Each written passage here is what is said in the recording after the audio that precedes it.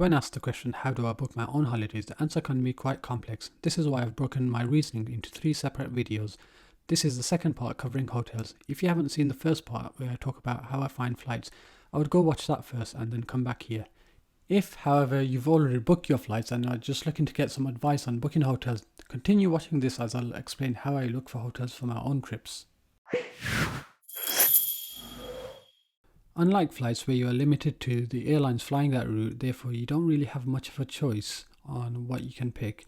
With accommodation, you're spoiled for choice, from hostels to hotels to villas. I won't go into all the reasons why someone would want a particular hotel, but I'm sure in your mind you have an idea of what is acceptable to you. With that in mind, use the dates of the flight and destination to search for a hotel. Remember, the airport doesn't have to be in the same area as your hotel. In fact, in many destinations, the airport can be quite far away from anything remotely tourist related, especially with low-cost carriers like Ryanair. In my previous video, I explained that 2 out of the 3 airports in Barcelona aren't actually in Barcelona.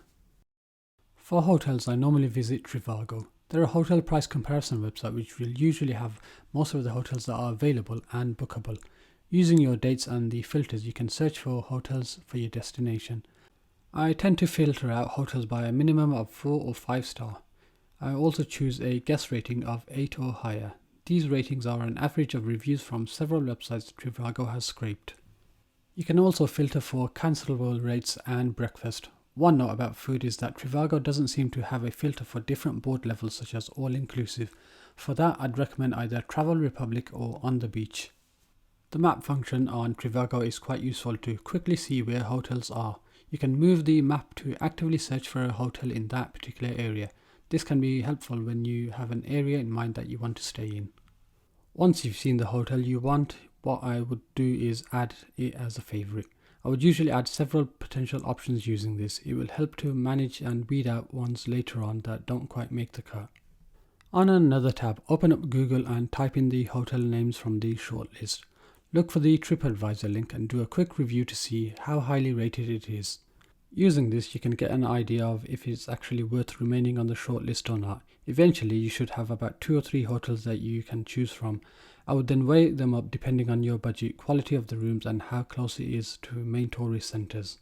While on TripAdvisor, one other useful tip is to read a handful of reviews to get a general feel of the hotel.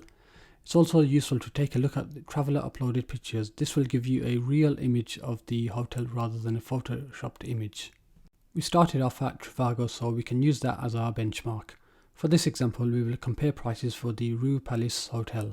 Trivago shows the cheapest rate with free cancellation and free breakfast being at $246 per night. However, when you click show all deals, you'll see that half board with free cancellation is available from hotels.com, which in my opinion is worth the extra £16 per night. If you still have your TripAdvisor window open, it's best to check that next. Simply enter your dates and the number of people and it will then show you a list of deals. If you click view all deals, you can see all the prices available. In this example, it looks like Via.com have a rate of £254 per night. Let's click on that to make sure it's actually available, as many websites can often rope you in with offers not available in the hopes that you'll just book anyway. Via.com eventually goes on to say that the room isn't actually available. Next, I would usually check directly with the hotel operator's website, as they can often have member offers which are cheaper than you can get anywhere else. For example, Hilton, Marriott and Accor do this. Membership is free to sign up. However, in this case, the price with Rue is more expensive. This entire process should 99% of the time get you the best deal available. Now, I briefly mentioned membership programs for hotel operators like Hilton Honors or Marriott Bonvoy.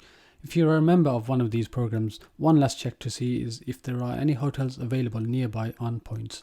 I mentioned the same method in the last video on flights. It's always good to clear out points where possible, as holding on to them for too long can lead to points inflation or devaluation. This is where your points no longer get you what you need, or the program is changed entirely, making it harder to redeem. Using the flight price from the previous video and the hotel price found now, you should be able to come up with an overall cost of the holiday.